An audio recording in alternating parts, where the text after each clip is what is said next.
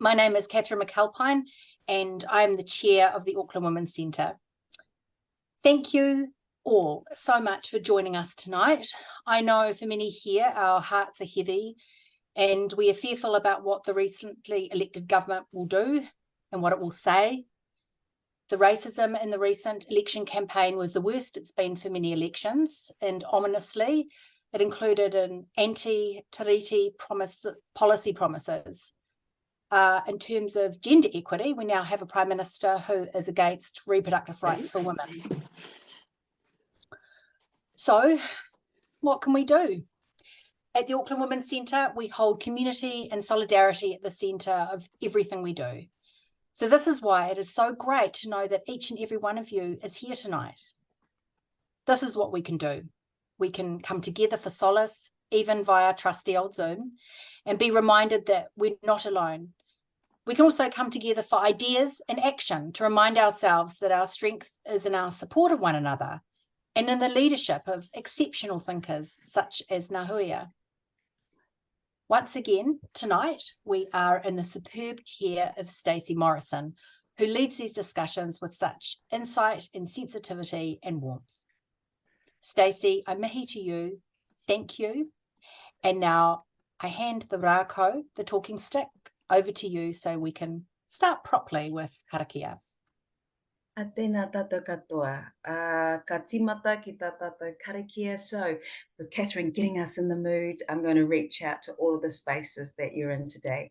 And I'm going to call upon the power of our atua wahine, our deities and our female essence, and bring us all energy, bring us all strength, and bring us all some unity tonight. Kia kaha tātou.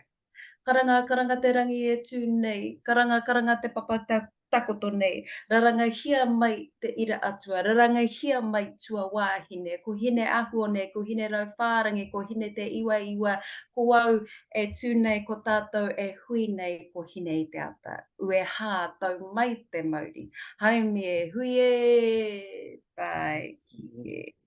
Mauri ora kia tātou. That was a bit mean because I said haumi e hui e, and I could see a few people wanting to say tae ki e, but actually you're doing the right thing. You mostly have your mics on mute and some cameras on silence. That's just our tikanga for this hui. But please know, even if we can't see and be in the presence of each other like we usually are, please let's make sure that our kōrero and our wairua are reaching out and are bringing us all a wonderful kōrero for an hour and a half. No tātou te waimare, we are so fortunate. And I am actually in a situation where I look to one of the pou of my own iwi, that to welcome tonight. And when that happens, in our culture, we say, kāre te kumara, te kōrero mo tōnā ke reka. We don't speak of how sweet and great our own kumara are. However, I'm just going to say for a moment, we actually do need to acknowledge te kaha, te mana, te wehi, o te tua wahine nei. Ko ia tētahi ka arahi ia tātou katoa. So I really do want to welcome, and please, can you give us claps, snaps? Can you give us anything you'd like to show your wiri and your kaha no mai whakapiri mai? E te tapairu o tō tātou iwi tēnei kamahi kia koe Ngahuia Te Awekotuku, no mai whakapiri mai. E tika ana kia tukuna kia koe te wā, ki te whakamōhio mai, no hea koe, nā wai koe. And so I'd like to give Ngahuia, because she has so many fantastic titles and names, the opportunity to speak to who she is, who she likes to speak of when people need to understand, first of all, who she is and her fantastic library space tonight. Tēnā koe. E te tamahine kei te mihi au ki a koe, ki tō karakia hoki rā e pāna ki ngā atua wahine. Te tino oranga o te wā, nō reira, e Stacey, ngā mihi kauana ki a koe. Ki a tātou nei, tēnā no tātou, me huri ahau ki te reo o tauiwi nāia nei, kia mārama ake ai. I'll speak in English now. And thank you, Catherine, for the introductory comment. and for locating us at the Women's Centre. And all of you, my gratitude for inviting me here and for being with us all tonight. I really appreciate this opportunity, although as a Luddite woman born after the Second World War, I find technology horrifying. And my beloved partner is, alas, in Auckland working. And so I'm home alone and feeling incredibly vulnerable as far as the tech goes. But I'm sure that with a cell phone handy, someone down there can sort me out if things go peculiar. Ko waio no he aho, who am I and where do I come from? As I said, I was born in the 1940s and grew up in a time of immense change, melodrama, pepper potting, assimilation, government policies that were about containing Māori and capturing us. I grew up, though, in a community of weavers, of dancers, of storytellers, of carvers, of people here in Ohinamutu village, near Rotorua, or actually in Rotorua. And I grew up in a family deeply engaged with tourism, which, as some of you may know, was my doctoral thesis. So living as a tourist Māori gave us the opportunity and the privilege of celebrating that part of us, unlike others around the motu, around the country. So that Stacey and I come from quite a privileged place. We come from a place where being Māori had capital value and had cultural value. And we always were aware of that, always, from baby time. And I certainly was. In terms of my lineages, well, obviously I'm Te Arawa, but I'm also Tūhoe from Maunga Pōhatu, Waikato, and Ngā Puhi, which is another quite extraordinary story. And my Pākehā great-grandfather was a Sami from the Arctic. And his story is fabulous because he was only 5 feet tall and all the other Norwegians were 6'8". So no one believed that he was a Norwegian, but he had a very Norwegian name. And I'm sitting here as one of his uri, as one of his mokopuna, Māori and Sami. What else can I say about me? I wonder if I could ask about your name, Yeah. Te Awekotuku, because I read something stunning about how this name makes you feel. And I think it's relevant for people to get an insight into what names do for us, Yeah. and how you described this feeling of Te Awekotuku for you. God, names are much more important than pronouns to Māori, because names identify, they focus, they locate a person within their tribal region, within their place of origin. They also give us the right to stand, give us the right to speak. I grew up with a lot of different names. As a child who was adopted whāngai at birth, I was given a name that I really, really hated because it wasn't the name that I was born with, which is Lufli. If I were with my original father, I would have a Norwegian surname, which is kind of mad. But of course, I was raised by another family, Māori family. And then for a brief period, during a most bizarre arrangement, I married someone and ended up with a German name. And it was carrying the name Volkeling that most people will remember me. When I got my master's in English in 74, I didn't want on my lovely certificate, because I got honours, I didn't want to have these Pākehā names. And so, Stacey, I thought I'll go home and ask the old people for a name. I mean, that's outrageous. Most of us would never do that, especially in the early 1970s, but off I went. And my two paternal half-sisters, who were a generation ahead of me, my father was very old when I was born, so my sisters were in their 20s when I arrived. This is my biological family. I went and spent time with them and said, you know, what's the name? And they gave me this name, and I thought, oh, no. And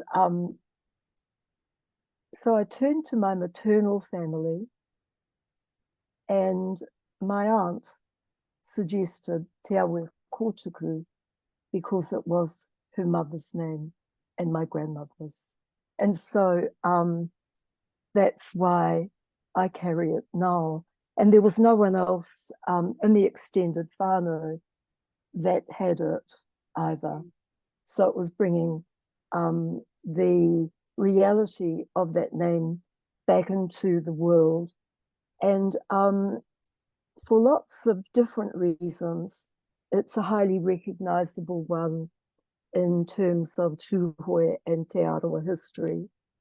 And it's one which I carry, I hope, with humility. It's certainly been very good to me. Hoi anō rā, tēnā koe. Tēnā koe. I do have a Māori name, Pirihira, but it never seems to take traction. So I've got this American cheerleader name, but that tells a story about how, you know, the time of New Zealand when I was born as well.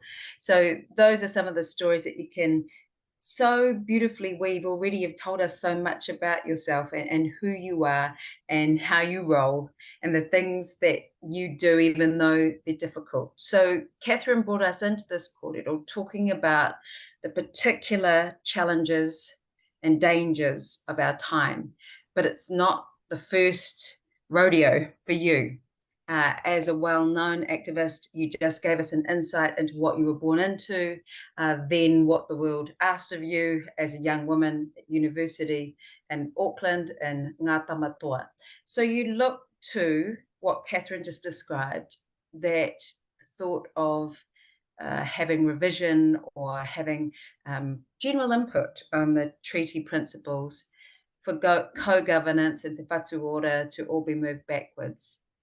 How do you view this particular election and what it's brought and the results that have, shall be confirmed on Friday? He pihia o whakaaro. I want to quote someone because I think what she said is dynamic, visionary, and wonderful. Hana Te Maipi Clark. These are her words. Don't be scared, because the kohanga reo generation is here. And we have a huge movement and a huge wave of us coming through. Even when things are really, really bad, as they were in the early 1970s, with the energy and the recklessness and the courage of youth, of young people. And what is so wonderful about the election, it's the only wonderful thing, is that we have made an opposition. We have a strong one now. And even though for the next 3 years, and God, I hope it's only 3, we will be encountering and engaging with the challenge of hatred, hostility, the fear-mongering, the sowing of discontent and discord by people elected to represent us. As Māori, I want to say, actually, they don't represent us, they represent mainstream New Zealand. And mainstream New Zealand is not where I live. It's not.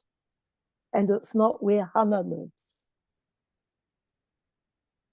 And with the work that we did in the early 70s, late 60s, through those years, we never lost sight of our faith in each other. So that as recently as last year, Ngā Tamatoa got together and we celebrated the life of Hana, and we mourned all the people who had died. And we looked at lots of pictures of each other with our hair. And we recognized the love and the energy, the aroha and the strength that inspired and motivated us, and that has never gone away. And I believe that for us now, even in this extremely peculiar time in the history, not just of Aotearoa, but actually of the planet, that we are reaching a point where we will have to make decisions. We will have to identify our allies, and we will have to make that great, enormous, terrifying step forward. I'm also conscious of what Nanaia said, and she spoke with such wisdom and such integrity in her final stepping back from the seat. And, you know, she said stuff like, turn worry into action. Don't worry, because worrying isn't going to get us anywhere. Turn worry into action and make it work for us. I think of Te Puea and her statement, te ohonga ake I oku moi moia, ko te pua waitanga o te whakaaro. That by coming out of that time of rest or crisis or reflection, we make our dreams come true. And I think that in the early 70s, we'd somehow survived the pepper potting and the containment policies, although as an articulate and activist population of Indigenous people, we were still being ripped off and colonized and sorely compromised by the governments of the day. What was great, though, as we all know, is that at that period, something happened in the spirit of humanity, in the spirit of the world and its peoples, and lots of radical movements suddenly erupted all over the planet, even here in Aotearoa, New Zealand. And, you know, I'm particularly heartened when I think back to that time. I'm conscious of the things that we achieved and some of the dreams that we helped to make come true, even though many of them now are at grave risk of demolition. And that freaks me out. We cannot let that happen, though. And I think we have a growing community of allies. One of the things that we don't really talk about, particularly with regard to Ngā Tamatoa, is that we did have a whole population of Pākehā allies. And I think it's in those relationships and in the growth of those communities that we can make a really meaningful way forward. How did I get onto that? Gosh. No, you did. And I think you did in a very natural way. And I like how you mentioned tūhana. Hana Rāwhiti Maipi Clark and Hana Te Hemara. And I actually saw young Hana, now MP for Hauraki Waikato, at the Māori Women's Business Awards on Friday night, and said to her, she really is te whakatinana tanga mai o ngā wawata. She really is an example of all the dreams coming true. And it is hopeful, and it is powerful, and it is Hana again. But tell us about the women like Hana Te Hemara, the women that have impacted you and continue, as I see it, to inspire you when you look for hope and look for intention that will ensure that we don't go backwards, and that the allies that draw into all of these places can be activated and walk with us as well. Oh, I immediately visualize Makariri Papakura, who came into the world as a major tourist guide in the 1890s, early 1900s, and enrolled at Oxford in the 1920s, and alas, passed away 3 weeks before her viva. I think of her a lot. I think of someone whom I consider one of my most precious mentors, a woman whom I was deeply honored to work with, and for many years I was with her, Te Ariki Nui Te Atairangi Kāhu, the late Māori Queen. Her way of seeing the world, her sense of international hope, her way of being amongst humanity across so many cultures, so many languages, so many environments. Aha kua he aha, aha kua no hea nā wai. Whomever they may have been, she received them, she understood them, she sat with them, she listened to them. She demonstrated for me profound leadership. On a more immediate level, of course, my mummy and my kuia, my grandmother, and lots of aunties, including your grandmother, Auntie Ka. And others who touched my life growing up. The haka women of Te Arawa, the haka women of Tai Rāwhiti, at which point, of course, coming into a touch of queer dialogue, as a child, I was impacted hugely by Tuini Ngāwai.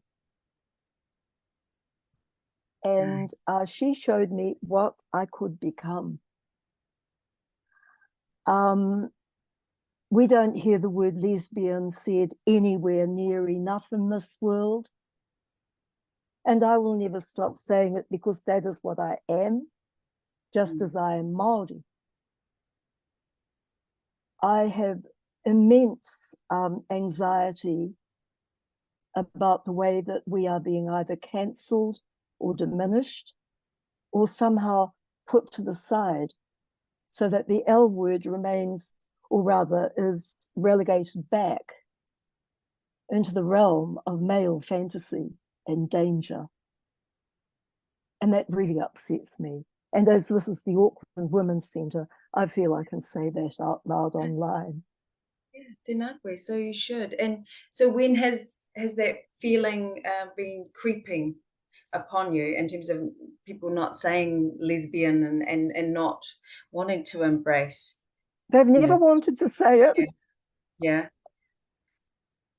Well, and that's is that always been your experience? Yeah. Apart from when I've been hanging out with other lesbians. Yeah. And what about takatapui? Do you relate to takatapui as a kupu of inclusion? Well, it's the word that I discovered. Yeah. And there's a really strange synchronicity in that word, because Lee Smith and I were actually finding it around the same time, except I put it out in public, because the word itself is written in a text by someone from whom I am descended. Te rangi kāheke is my kraua. And he was a prolific writer, an absolutely insatiable scholar, and magnificent wordsmith in both Māori and English,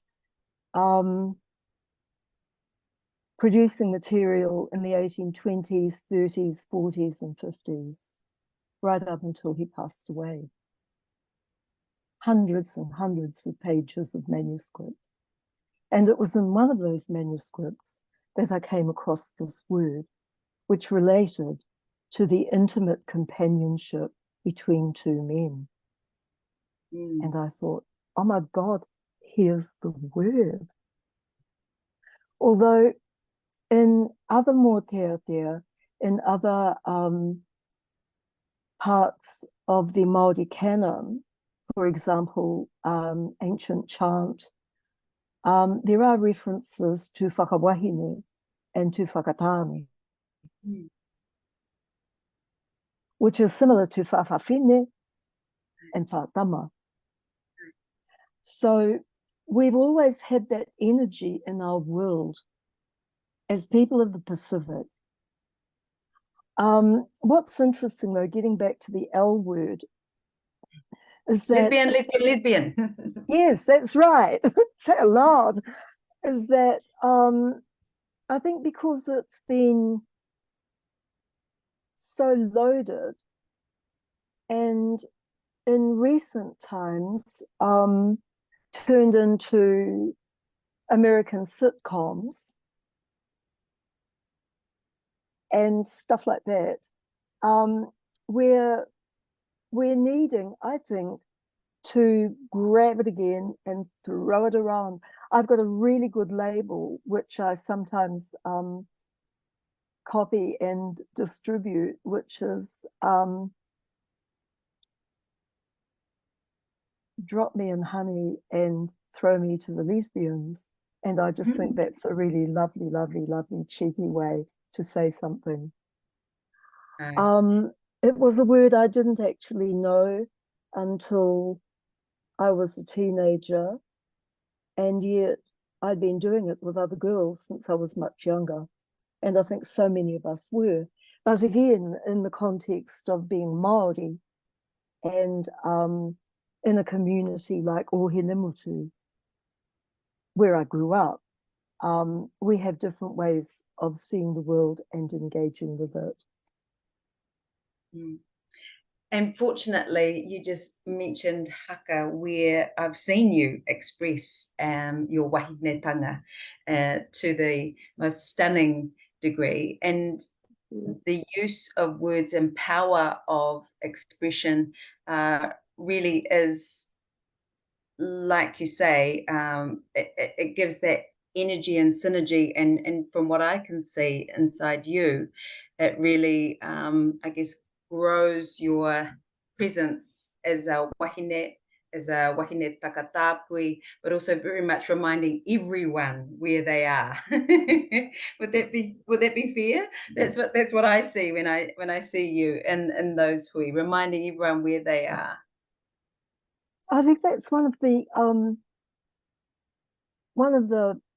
I don't want to say roles, but it's like one of the things that you end up doing as a wahine Māori who moves into the role of ruruhi, queer, koka.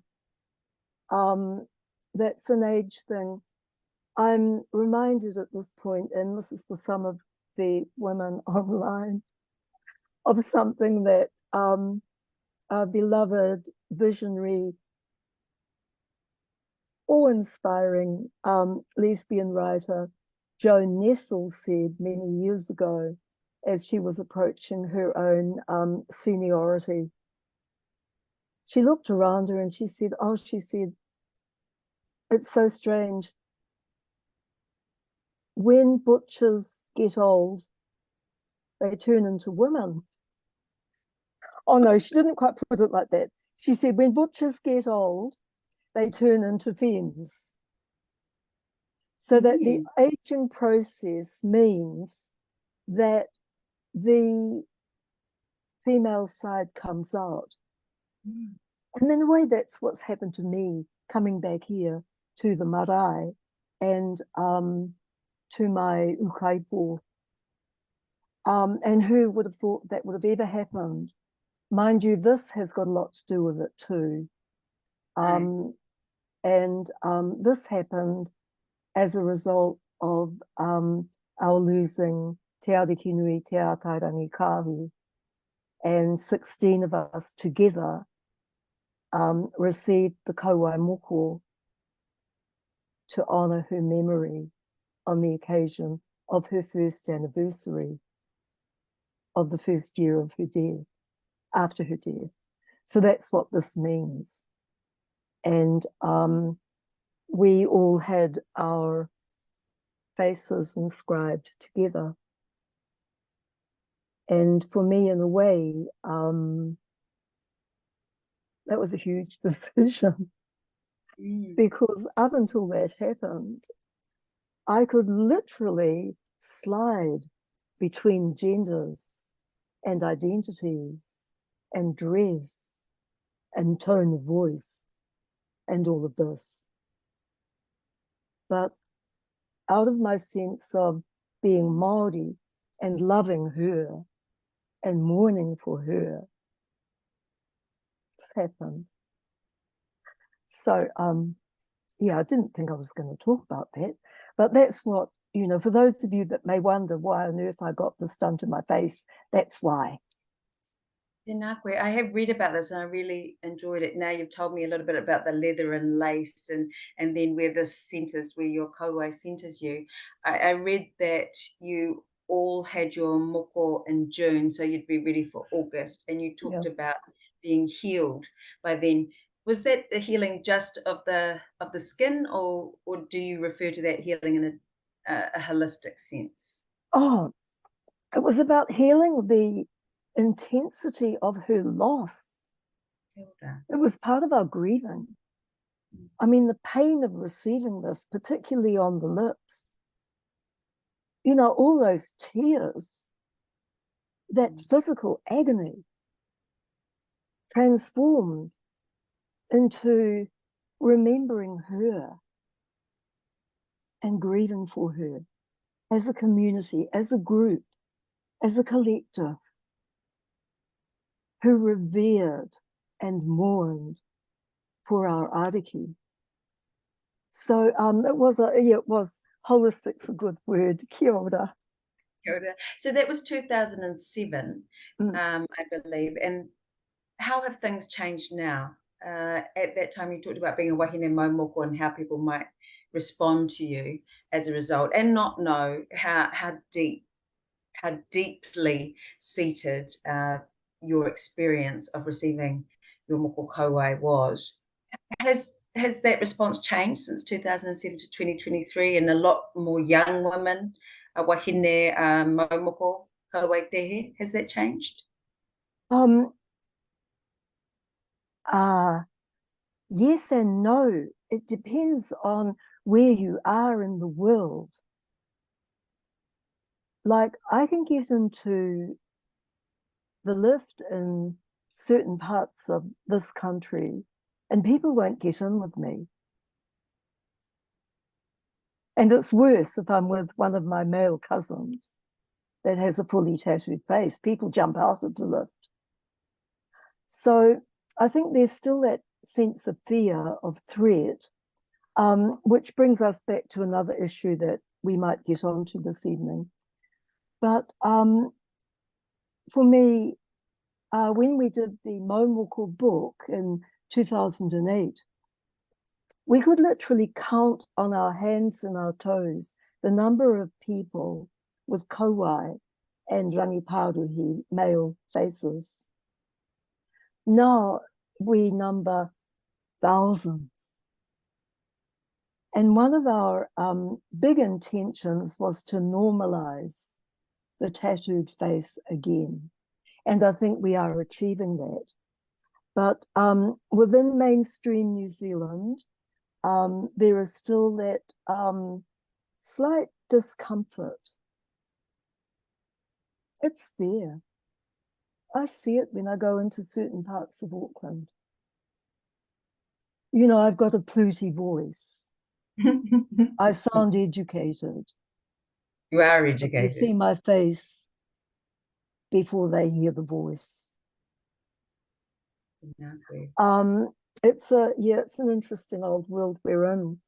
I mean, it's like listening to that diabolical nincompoop chortling on about legislating so that men formerly incarcerated with gang or disfiguring facial tattoo have to invest in makeup.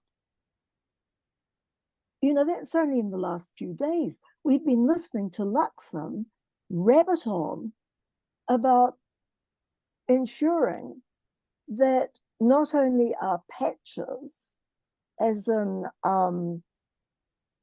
leather jackets and jerkins and vests and regalia actually criminalized, but symbols on one's face have to be removed as well. I find that it's Nazi stuff, it's freaky stuff. And that is why when I think of Hana and Rawiri and Takuta and Debbie, I feel immensely hopeful because they are the opposition. It is scary though that, you know, a political leader and prime minister elect can come out with rubbish like that and Just be listened to. Just before I joined today, I did see a lawyer speaking to the Bill of Rights, although the central government doesn't have to refer to those, but also human rights, and that may be completely irrelevant in the end in terms of being able to enact that particular hope. We have so many questions that actually I need to honour them by moving on to some of them. And they're also in this vein as well. When you look at women's liberation over the last 50 years and in alignment, I guess, with Tino Rangatiratanga, but let's look at liberation for women. What do you see as some of the key successes and achievements? And what are the stubborn ones that don't move as yet? Oh God, I started making a list.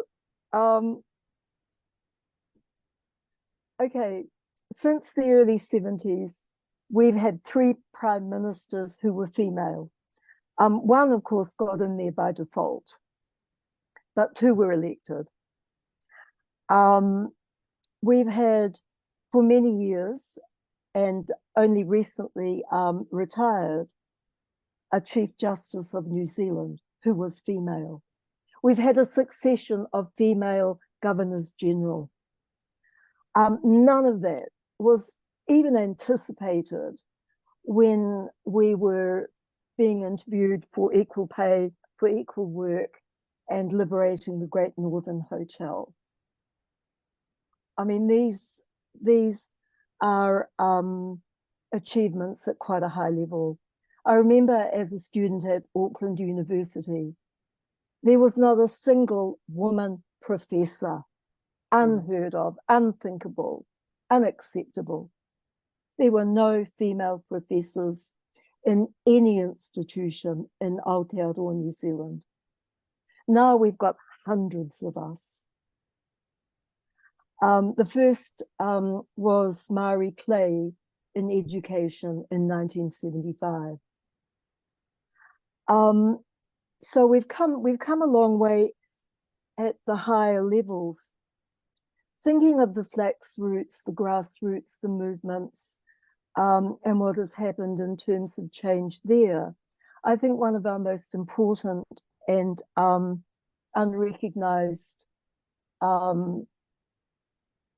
expressions or triumphs has been women's refuge, that movement, and rape crisis.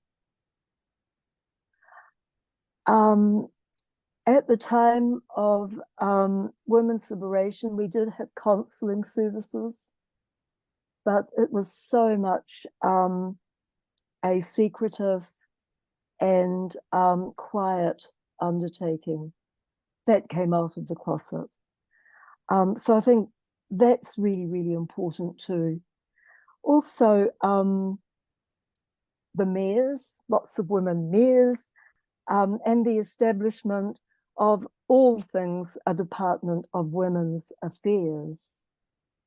Though I wonder how long that will last. And I lament grievously its collapse into being nothing more than a policy commentary for Parliament, but not actually a ministry that services or looks after the needs of women. So those are some of the things. I also watch the actual numbering of women in places of power in terms of the corporate environment. We're still missing out, but do we really want to be there? I mean, that's another whole issue. That's actually intriguing to me in terms of your academic career and being an emeritus professor. It's not always an easy environment for wahine Māori to exist in. How did you do that? Why did you do that? Did you ever, I mean, you know, your doctorate, your study, your research, all of that makes sense to me. But in terms of rising the ranks as an academic, did you ever question being in that space, or tell me how it is for you in that particular learning space? At this point, I need to mihi to Ngā Parehopa, whom I consider an extraordinary and inspiring woman leader in our world. First PhD from the Māori world in the whole world. Her doctorate came from Oxford. I was the first one to come from Aotearoa.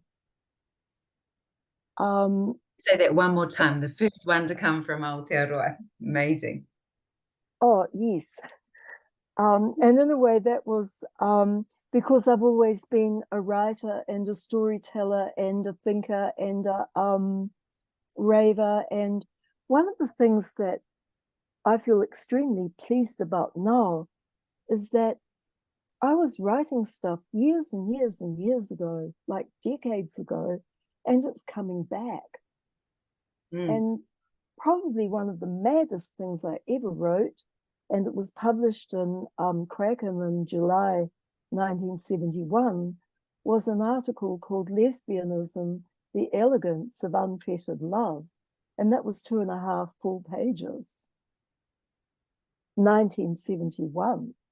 Do you think so, it's coming back because people are ready, or they're ready to reread or ready to completely engage? Why are they coming back? Why is this happening?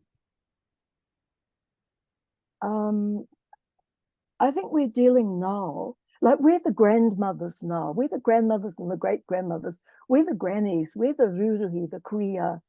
We're the old ladies now.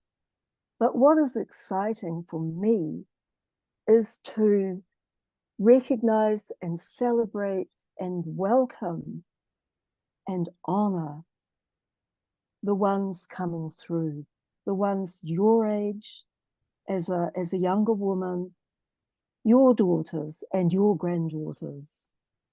I think for me that it's that uri whakatupu, it's that sense of the energies and the enthusiasms and the excitements, as well as the sense of crisis and urgency that we sustain and that we recognize. I'm really heartened by all of that stuff, and I'm also, though, really aware of conversations and pressure out there to, for example, introduce a referendum for the treaty. I think that would be the most heinous and divisive and crazy policy that could ever be enacted. To introduce an initiative like that would cause immeasurable suffering and division, and more heinously, I think, intense confusion. But it's in confusion and chaos that people like Trump and the weasel, it's from that environment, people like that emerge. And I think that, one of the worst things I ever imagined was driving to the Ngā Tamatoa reunion last year through the gentle hills of Taranaki. And there were all these mega flags. And there was even the American Confederate flag. And there were all these weird symbols of Trump waving around in the pastures and the raupatu lands of Te Atiawa. And we were going to a Ngā Tamatoa reunion. And there waving at us on the side of the road was Make America Great Again, was the Confederate flag, was the Trump flag. And it was like, what the hell is happening to Aotearoa? And I think we've seen that in the last couple of weeks. Well, we saw it during the actual campaign with really disgusting signage and with this sense of divisiveness and really intense aggression and the very skilled manipulation of the vulnerable. Because people do want to take the easy way out. They do. The easy way out to not have to look after everybody, or what is the easy way out? Yeah. The easy way out is saying, let's give it back to the bald white man and he'll look after us.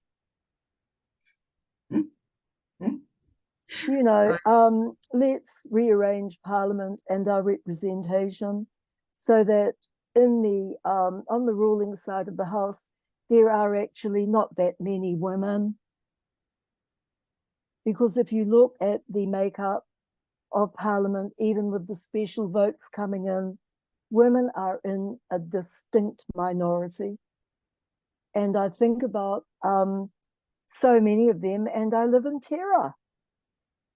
I mean, some of those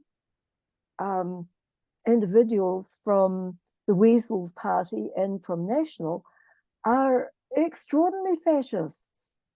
Like, they're very interesting women.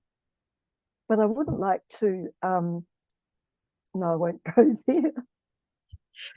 Yeah, and interesting is a broad term, and you're using it well as an academic. So as an, I did read about you as an activist and how you grew into that, and you first observed Ngā Tamatoa, you said, before you really gravitated to being within them, and you liked the hippie kind of movement as you described it at first. So when people are feeling a little bit fringe about being an activist, but feeling motivated by some of the things you've just said, and not wanting to be mainstream New Zealand as it may be perceived, what do we do on an everyday basis? What do we do to be strong advocates, allies, and activists in our own lives and wherever we are joining from tonight?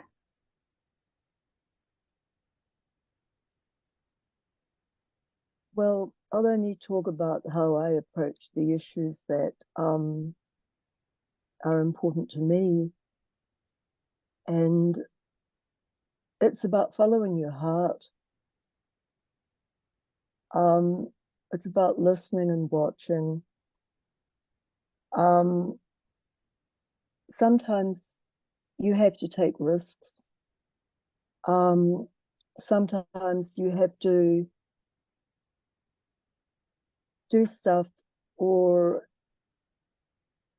be there when you know it could be at the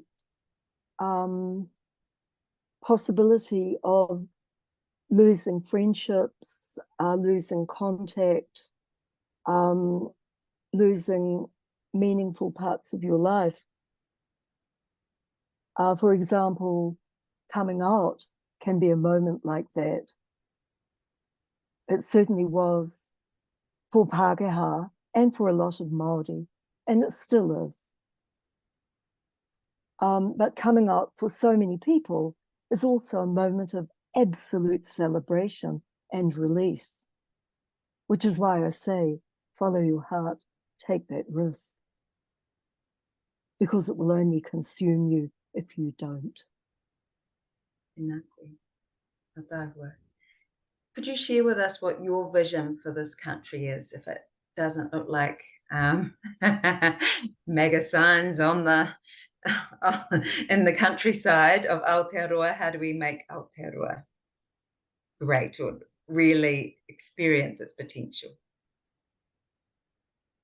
Oh, look, there's lots of really good answers to that. And I could get really snarky and just give a list of, you know, what I'd like the parliamentarians and the decision makers and the corporate funders to do. And it would go something like this: invest in the creative arts, invest in the creative communities, put your money into making the world a beautiful world. Share the joy. I mean, that's one. Another is we really need, I think of Jacinda and her child poverty priority to end child poverty. Well, it sounds really good. Sounds fabulous. Have we ended child poverty? Has there been much achieved? I live in a community surrounded by Wynn's motels.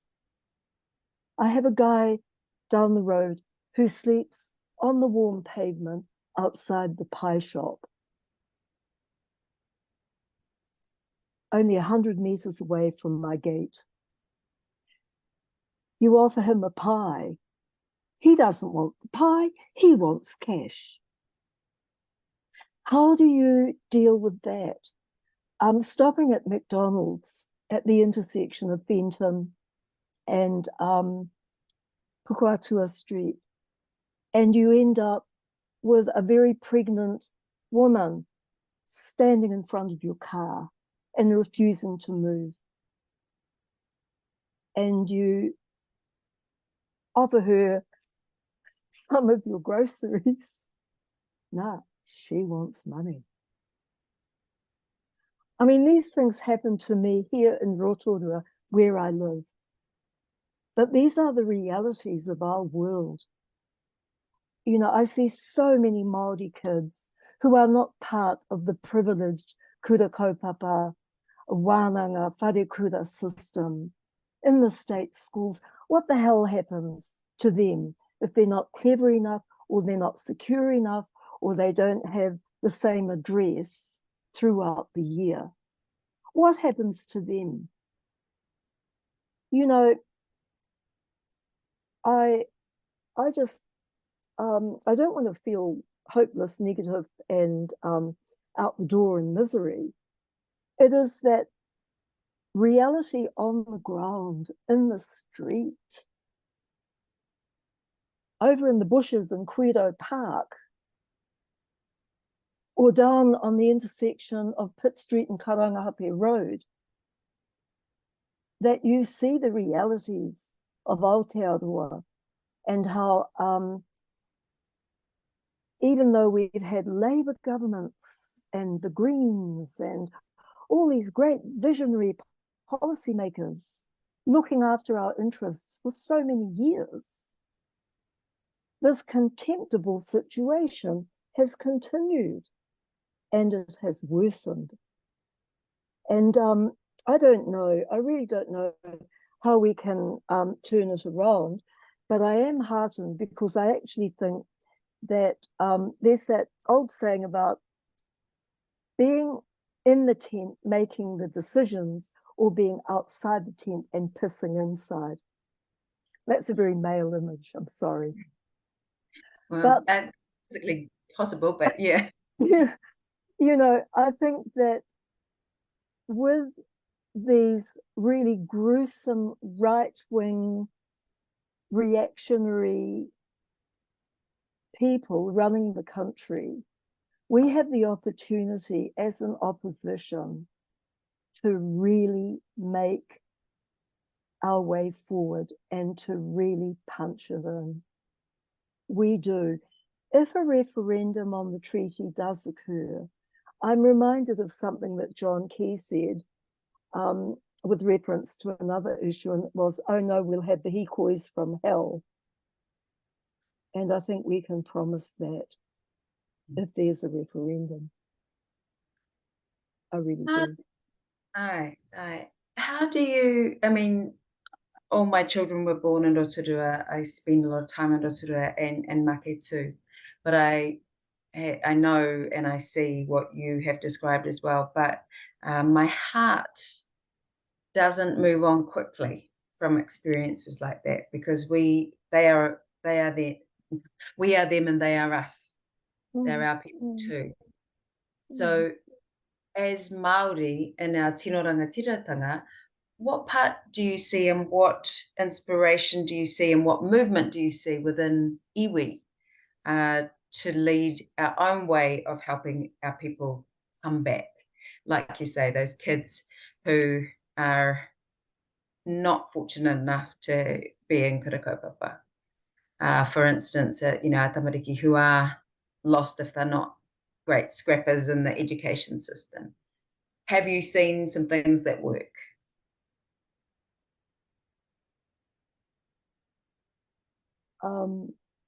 Yes, there are shining examples of success, achievement, celebration. And I think that Hana, the new MP, is a really good example of that.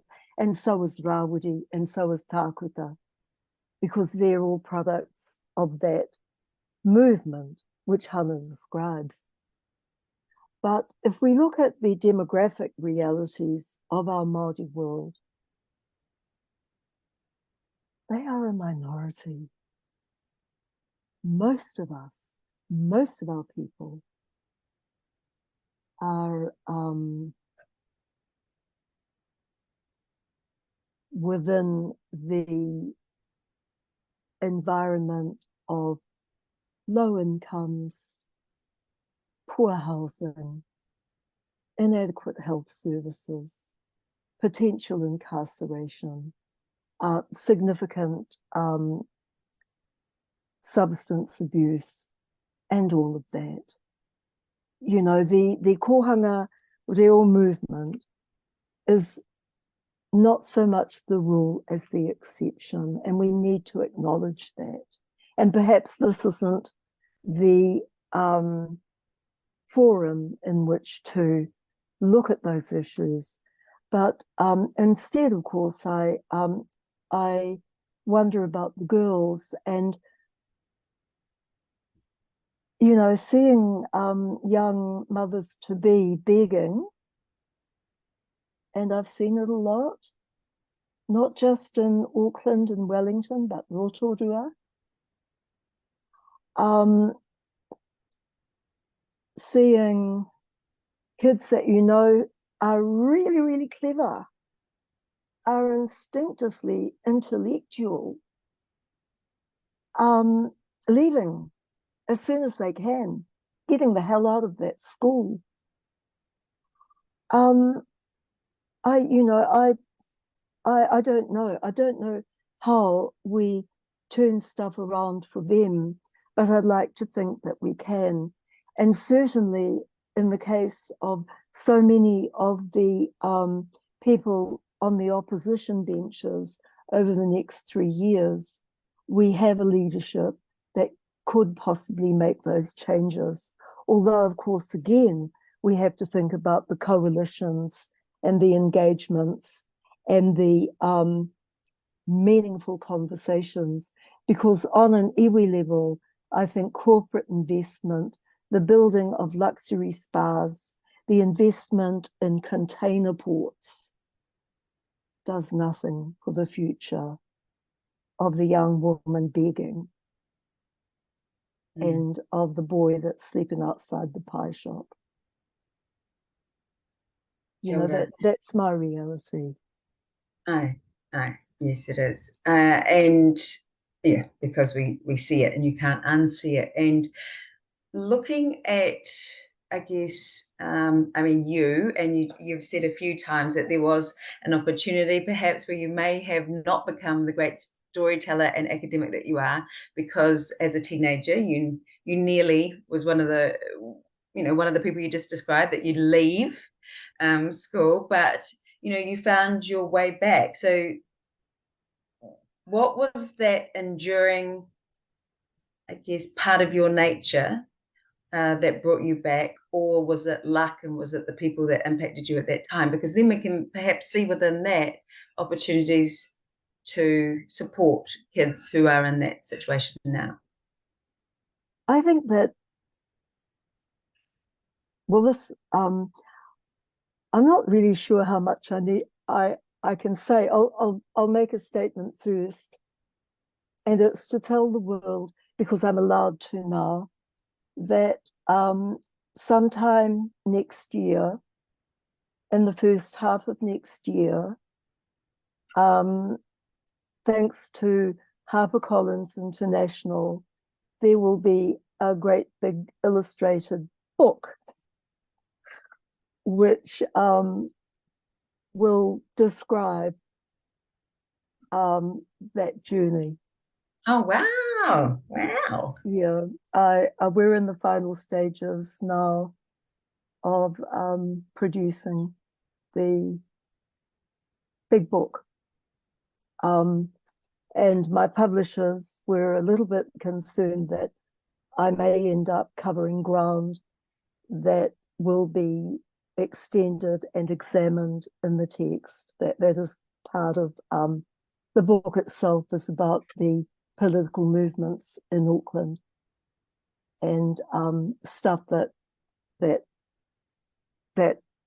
I was very privileged to be part of. And that's coming out early next year. So I don't want to preempt it, but I will say, and this is not a promotional kit.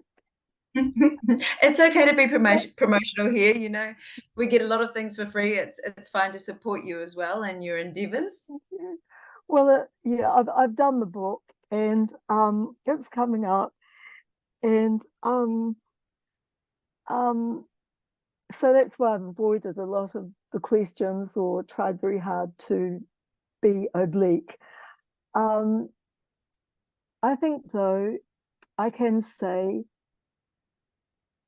what kept me going was having one person in my life from baby time through to leaving Rotorua and going to the university. What kept me, no matter how outrageously naughty and risk-taking and delinquent and crazy and screwed up sexually I could ever be, the one person from whom I received absolute and unconditional love was my kuia, was my grandmother. And I owe it to her.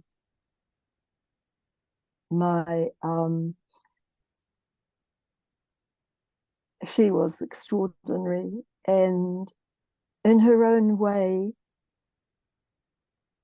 she achieved a lot. And same with my mummy. So I think that for a lot of our young people, if they even have just one person who is there for them all the time, it does make a difference. And that person can be a teacher. You know, it can be an auntie.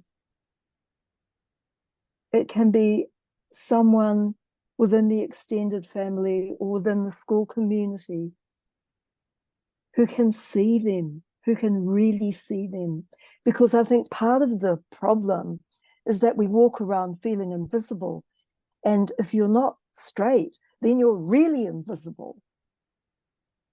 And if you're not white, well, God, that's another problem.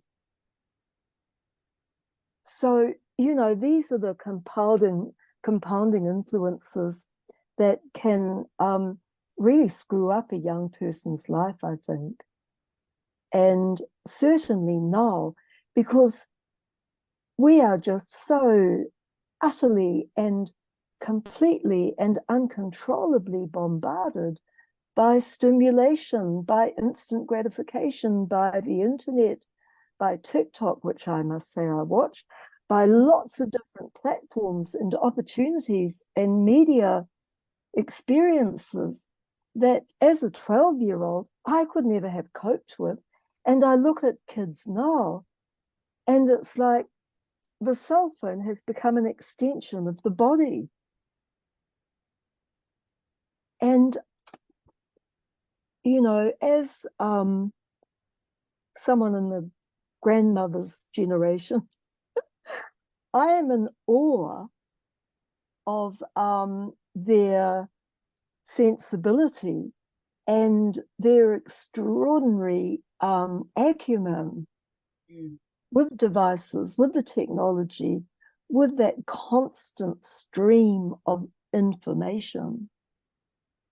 But I'm also actually in fear of it. It worries me that there's often no filtering, that there's no judgment, that there's no real understanding. And, you know, I again end up thinking as well about things like parenting or being tuakana taina, of having the older siblings looking after the smaller ones, or the older cousins or the older friends or whatever. You know, what I think makes us human most of all is our relationships, our connections with each other, and how we nurture and we value and we recognize them. And I think that for a lot of our people, simply because of the systemic racism and the structural inequity of Aotearoa New Zealand now, which merely reflects what is going on around the world, we have a crisis, we have a really critical situation that somehow, if we listen to each other and connect again, we can begin to resolve. But it needs commitment, and it's the commitment stuff that gets up my nose, because it's so easy to say, oh yes, child poverty, we will solve it. And yet it's still going on, hasn't been solved. You know, incarceration of Māori, the heinous unfairness of a punitive system in which a Pākehā kid caught with a roach in his pocket will get a warning, Māori boy probably won't though.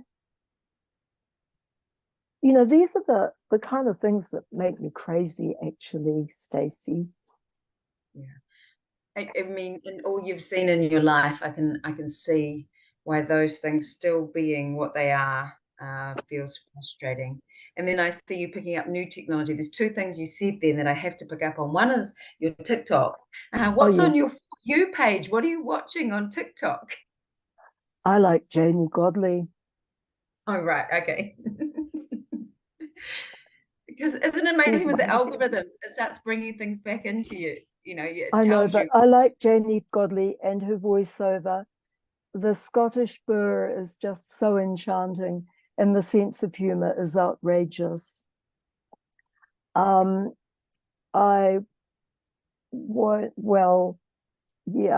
was really shattered when Lisa and Pope broke up.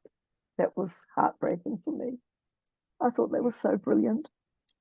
And I've got to confess, I sometimes watch the Goddess Boys. And of course, all the different Māori TikToks, I follow those too. I love that. It's fantastic to know. And the other thing, as I sort of look at our time, and I know that I'll get messages from the Women's Centre if you need me to be looking somewhere else for questions. But I did want to pick up on when you were talking about being sexually screwed up. I think those will be sort of key points that, you know, sort of make everyone's ears prick up a little bit.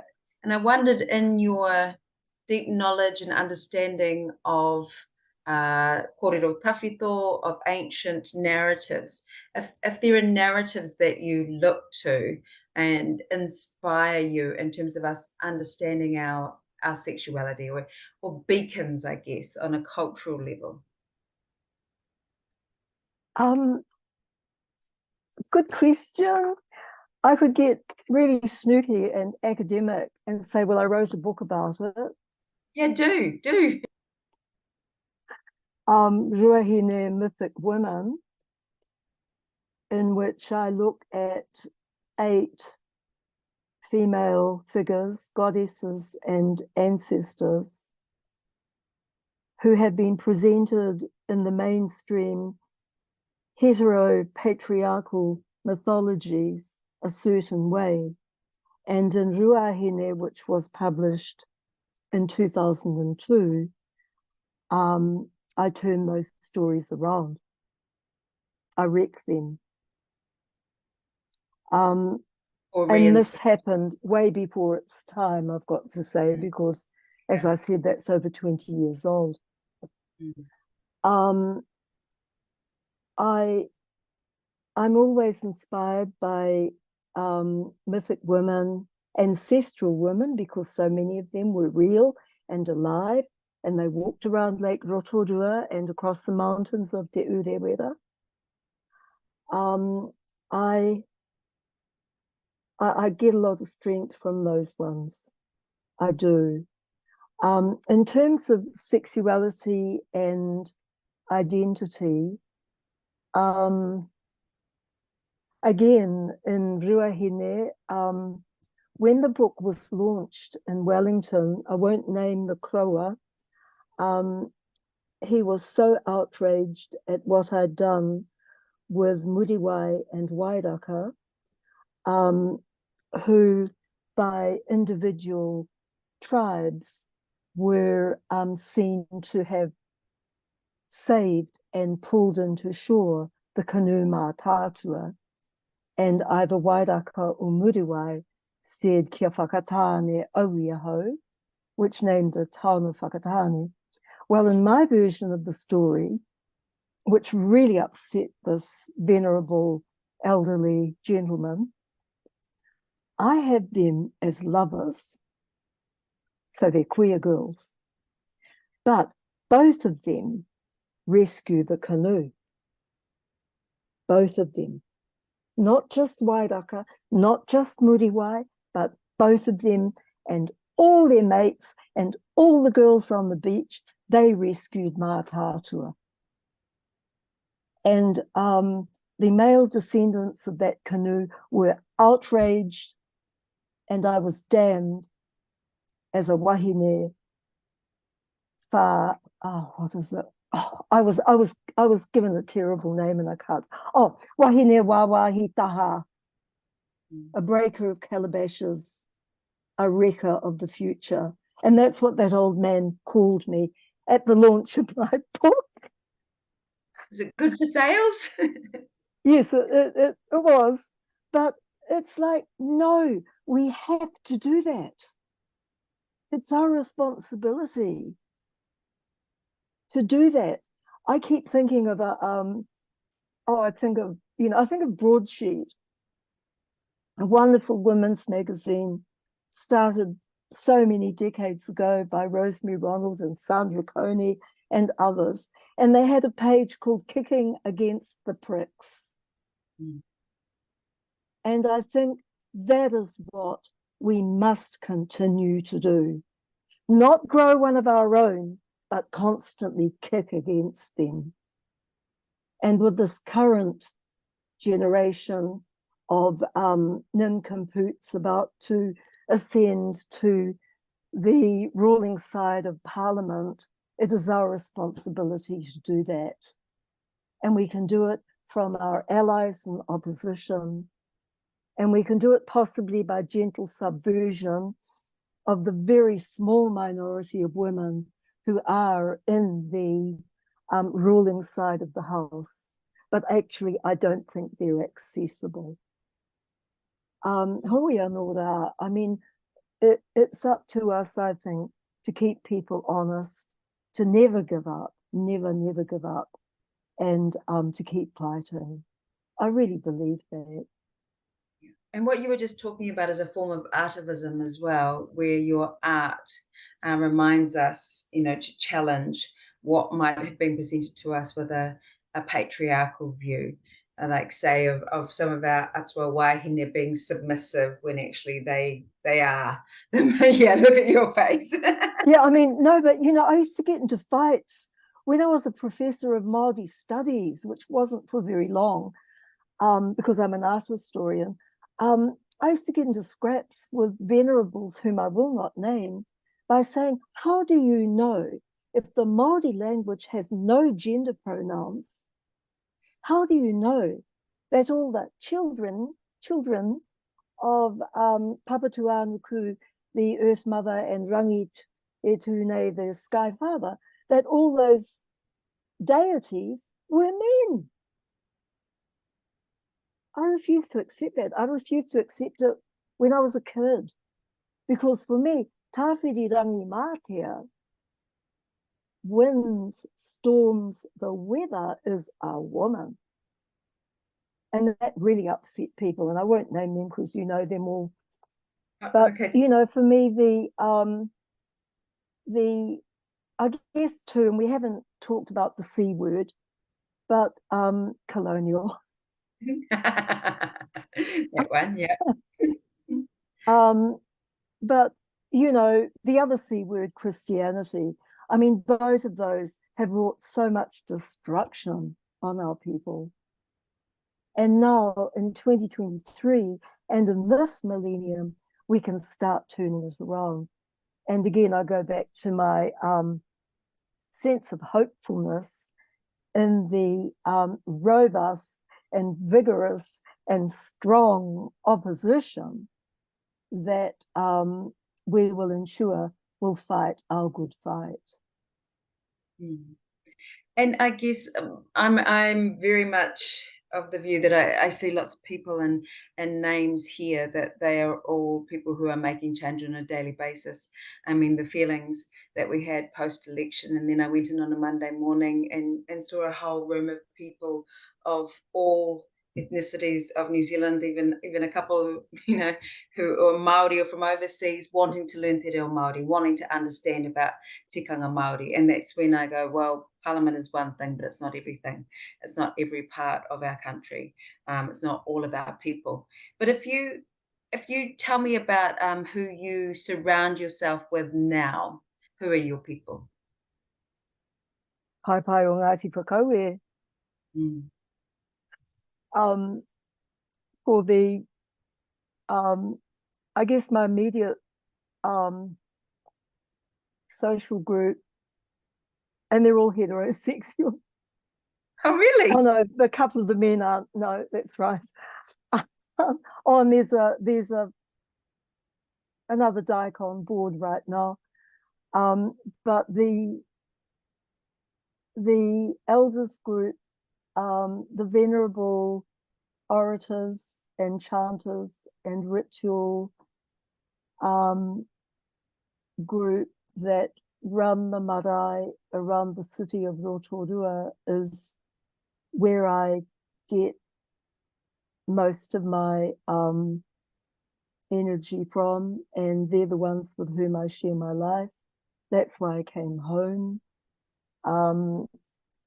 Even though as a kid, as a teenager, I never thought I would ever end up back there like the other old people, because it's what old people do. And I would never be an old person. Oh no, I wasn't going to be old. I mean, it's so daft. So yeah, but also too, I've got a really loving and brilliant network of lesbian friends, of beloved old academic colleagues, of people around the world. I've just come back from Japan. I'm finding new things. I've only in the last year realized that I quite like television.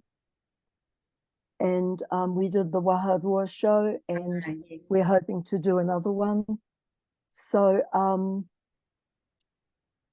I'm also You did say it was extremely challenging. Sorry, but I did want to in the lasting time just sort of bring in what I remember you saying to me at the tangihanga, that there were aspects of making television, the skills that surprised you, didn't they?